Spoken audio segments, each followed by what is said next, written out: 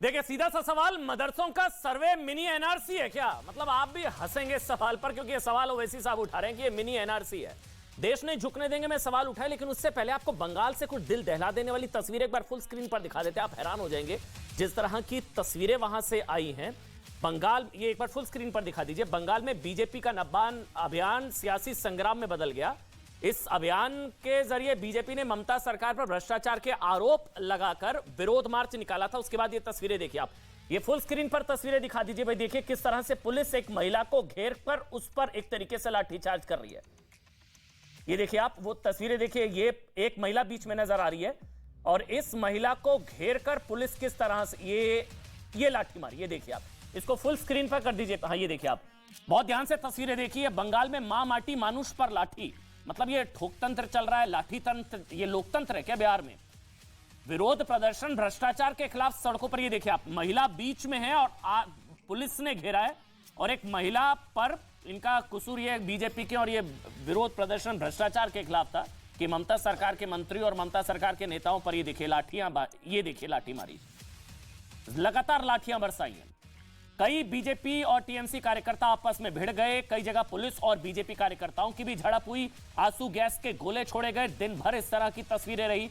शुरुआत में लगा तस्वीरें दिखाना आपको जरूरी। आज की बड़ी खबर, लाठीचार्ज भी हुआ, आगजनी हुई, पत्थरबाजी हुई, पुलिस ने आंसू गैस के गोले दागे। तस्वीरें देखिए आप, और ये वाली तस्वीर देखिए, पुलिस ने कॉलर पर पकड़ा ये बीजेपी के कार्यकर्ता, उसके बाद लाठी मारी और फिर देखिए मुंह पर थप्पड़। कितने थप्पड़ मारे हैं? 1 2 3। ये देखिए, ये बीजेपी के कार्यकर्ता सड़कों पर उतरे, ये फिर पुलिस ने हाथ छोड़ा।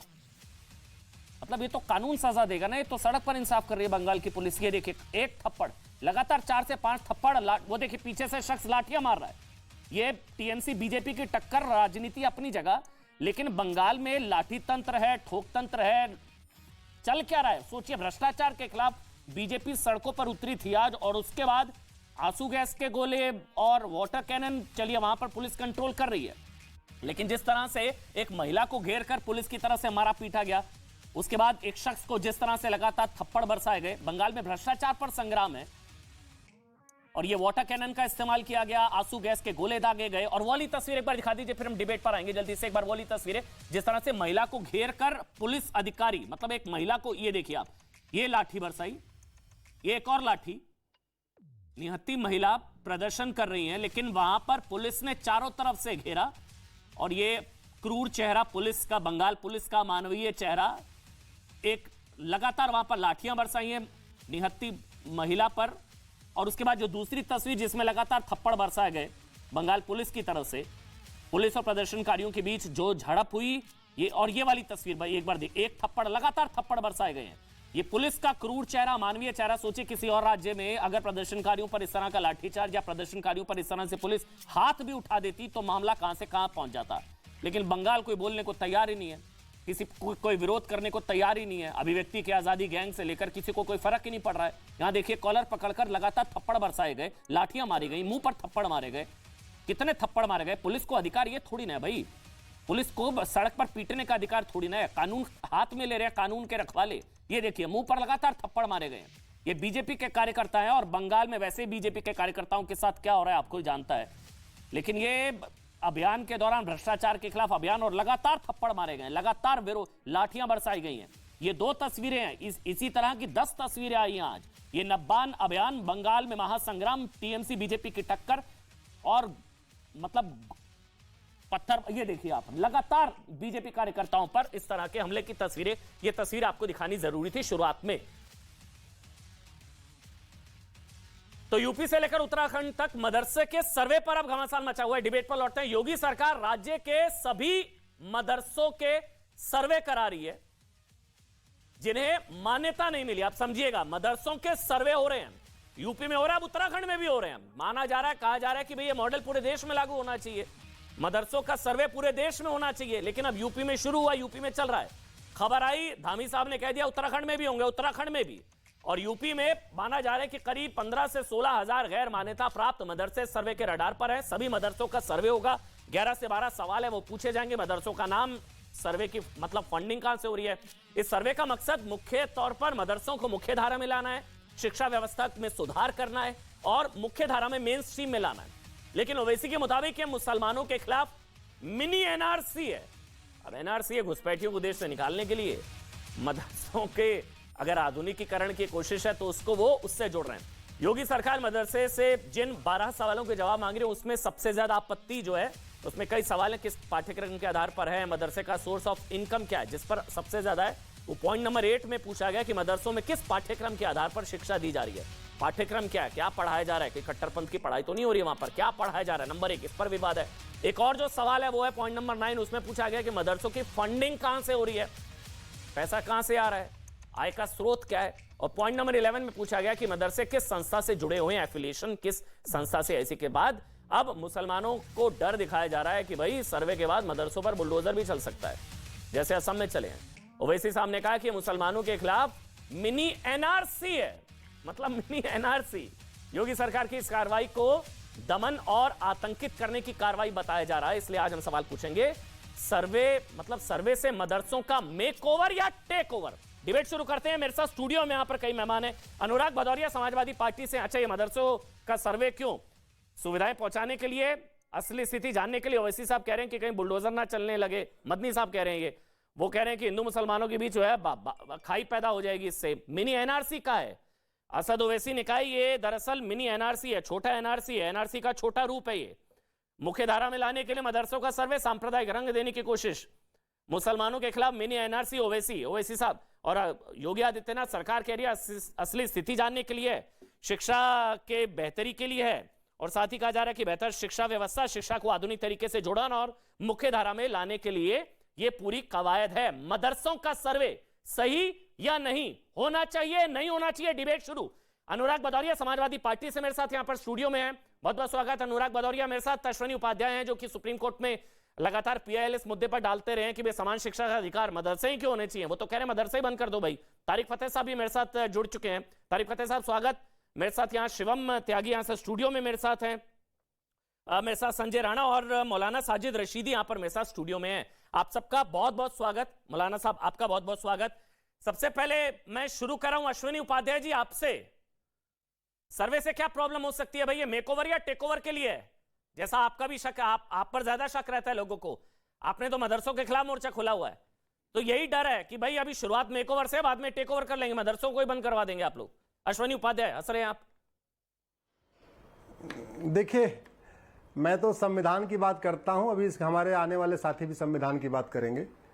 संविधान कहता है सबको समान अवसर मिलना चाहिए। तो समान अवसर कैसे मिलेगा? मदरसा अलग किताब पढ़ाएगा और सेंट्रल बोर्ड सीबीएसई अलग पढ़ाएगा, आईसीएसई बोर्ड अलग पढ़ाएगा, तो इससे समान शिक्षा सबको समान अवसर मिल सकता है क्या? यूपी अलग किताब पढ़ाए, बिहार अलग किताब पढ़ाए, बंगाल अलग पढ़ाए और गुजरात अलग पढ़ाए, तो इससे समान अवसर मिलेगा क्या? नहीं। समान जो लोहिया जी कहते थे कि इस देश में समान शिक्षा होनी चाहिए, मंत्री और संतरी के बच्चे की किताब एक होनी चाहिए, हिंदू और मुसलमान के बच्चे की एक किताब होनी चाहिए, और 18 साल तक देश का गरीब अमीर, हिंदू मुसलमान, कश्मीर से कन्याकुमारी कहीं का रहने वाला हो, उसकी किताब एक हो। बंगाल वाला बंगाली में पढ़े, गुजरात वाला गुजराती में पढ़े, महाराष्ट्र वाला मराठी में पढ़े, तमिलनाडु वाला अपने तमिल में पढ़े। ये कहते थे लोहिया जी। इसीलिए मैंने सुप्रीम कोर्ट में पीआईएल फाइल किया कि इस देश में समान शिक्षा की जरूरत है। 18 वर्ष तक सबकी एक शिक्षा हो, उसके बाद एक आप जिसको जो पढ़ना है पढ़े, जिसको अपनी वेद पुराण पढ़ना वेद पुराण पढ़े, जिसको अपने कुरान पढ़ना कुरान पढ़े, जिसको बाइबिल पढ़ना बाइबिल पढ़े।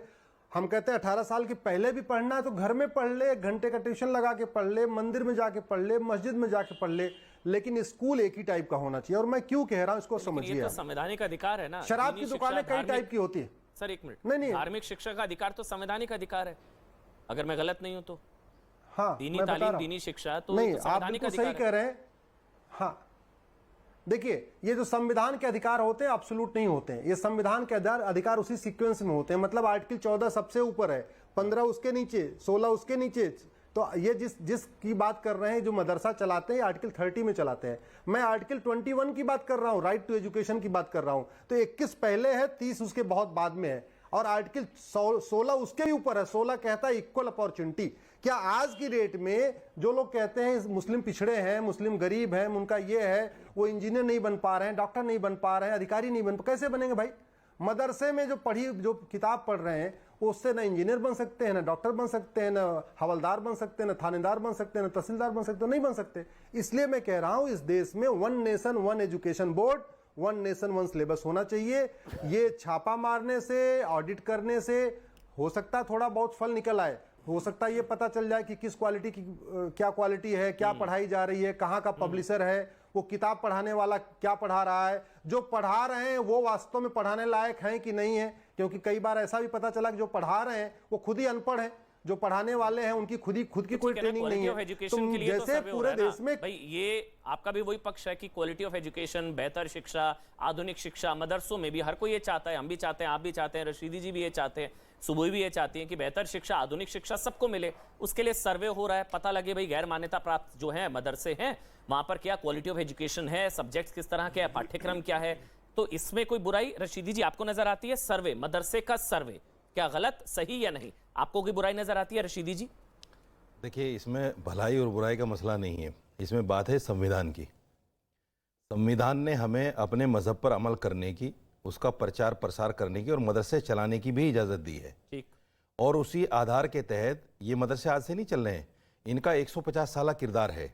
आप उठाकर देखिए, 1857 के बाद में जब नाकामी हुई जंग में तो दारुल उलूम देवबंद की बुनियाद डाली गई थी ताकि यहाँ से ऐसे बच्चों को तैयार किया जा सके जो अंग्रेज़ों के साथ लड़ाई लड़ सकें। और जिन्होंने आज़ादी की लड़ाई लड़ी उनमें बहुत सारे नाम हैं, अनगिनत नाम हैं। दूसरी बात, मदरसे सिर्फ 6% बच्चे, मेरी कौम के 6% बच्चे मदरसों में जाते हैं। और वो इसलिए जाते हैं क्योंकि हमें मस्जिद का इमाम भी चाहिए, हमें कुरान पढ़ाने के लिए हाफिज़ भी चाहिए, हदीस पढ़ाने के लिए मौलवी भी चाहिए। ये देश में जो 10-12 लाख मदरसे हैं, इन मदरसों को चलाने के लिए हाफिज़ और मौलवी ही चाहिए। सवाल ये है कि जो आदमी सिर्फ अपनी दीनी तालीम हासिल करना चाहता है, उससे आप कहें नहीं जी आपको तो डॉक्टर बनना है, आपको तो इंजीनियर बनना है। क्यों भाई? ये मेरा संवैधानिक अधिकार है कि मैं मजहबी तालीम हासिल करूं या दुनियावी तालीम हासिल करे कि डॉक्टर इंजीनियर बनूं। आप मेरे ऊपर फोर्स नहीं कर सकते कि भाई आपको डॉक्टर ही बनना है, आपको कुरान नहीं पढ़ना है, आपको हदीस नहीं पढ़नी है। दूसरी बात यह है कि ये जो मदरसे हैं उनमें कुछ एफिलेटेड हैं जो गवर्नमेंट से ऐड पाते हैं। एक मिनट बीच में बोल लूं? हाँ बोलिए। फिर आप लोग कहते हैं कि भाई मुसलमान पिछड़े हुए हैं, अभी आप कह रहे हैं क्यों बने तो नहीं डॉक्टर? कहते मुसलमान पूरा बोलूं, मैंने आपको बीच में नहीं टोका, अभी आप ही बोलिएगा। आप लोग कहते हैं क्यों बने डॉक्टर, क्यों बने इंजीनियर, 6% बनना चाह रहे हैं अगर मौलवी मौलाना। फिर आप लोग फिर ये मत रोया कर, फिर आप लोग ये मत कहा करिए मुसलमान पिछड़ा हुआ है, फिर ये मत कहिए कि नौकरी नहीं है, ये नहीं है मुसलमान, फिर ये सब क्यों कहते हैं? फिर आप लोग खुद चाहते हैं कि नहीं पढ़े? फिर आप मुझे बताइए, सच्चर कमेटी की रिपोर्ट मैंने तैयार की है क्या? किसी मुसलमान ने तैयार की है या किसी मुसलमान ने तैयार कराई है? क्या बात आप कर रहे हैं? मुसलमान कौन कहता है कि मैं पिछड़ा हुआ हूं? एक मुसलमान का बयान बताइए कि मैं पिछड़ा हुआ हूं। मतलब आप बोल दीजिए। मैं तो नहीं मानता कि मुसलमान पिछड़ा हुआ है। आप क्या बात कर रहे हैं? मैं तो नहीं मानता मुसलमान पिछड़ा हुआ है। ये आप नई डिबेट दे रहे हैं। आप कह दीजिए कि अमन भाई मुसलमान बहुत समृद्ध है, बोल दीजिए। मुसलमान बहुत समृद्ध है, बहुत समृद्ध है। चलिए बात। मुसलमान सिर्फ देश में दंगे नहीं चाहता, देश में अगर दंगे ना हो तो मुसलमान आपसे भीख नहीं मांगता कभी। सर सुन लीजिए, भीख वाली बात नहीं है रशीदी जी, कभी नहीं मांगता मुसलमान। प्रॉब्लम पता है कहां है? मैं आपको इसलिए नहीं टोकना चाह रहा रशीदी जी, प्रॉब्लम ये है, चाहे ओवैसी जी है, चाहे मदनी जी हैं, चाहे all India Muslim personal law board है, ये जो लोग विरोध करते हैं ना सर्वे का, अपने बच्चों को नहीं भेजते। आप समझिए इस कौन चीज कह रहा को। है? एक मिनट सवाल मैं पूछ लूं, एक मिनट। मदनी अपने पूरा बच्चों को खानदान मौलवी है। ओवैसी साहब कहां से पढ़े? मदनी का पूरा ओवैसी खानदान साहब मौलवी कहां है। से पढ़े? आलीशान मदनी का स्कूल से पूरा पढ़े। खानदादा परदादा से लगाकर और पोते पड़पोते तक सारे मौलवी हैं। अरे तो मैं कौन कहता नहीं भेजते? कह तो रहा हूं, आप कितना अपने बड़ा इल्जाम बच्चों लगा को रहे हैं नहीं मदनियों पर? भेजते हैं। पड़ोसी के बच्चे आप क्यों कितना नहीं? बड़ा इल्जाम लगा रहे हैं क्यों मौलवियों पर? अधिकार नहीं होगा? अरे भाई आप मुझे एक बात बताओ, मेरे भाई एक बात बताओ, अगर मेरा बच्चा चाहे वो गरीब है या अमीर है, अगर वो मदरसे में पढ़ना चाहता है, आपको किसने हक दे दिया?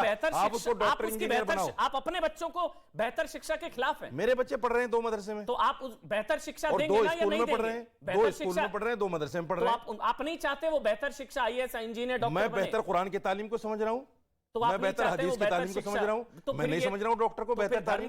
तो आप मेरे ऊपर जबरदस्ती करेंगे? धर्म आधारित वंचित किया जाना है ना बच्चों को तो शिक्षा के अधिकार से। राइट टू एजुकेशन जब कानून आया था 2009 में, आपको याद होगा शायद। आप बोल लीजिए, आप कंप्लीट कर उसके बाद में जमीयत उलमा, जमात इस्लामी और जितनी भी मुस्लिम तंजीमें हैं, ठीक है, उनके एतराज के बाद में 2011 में बाकायदा उसमें अमेंडमेंट हुआ था।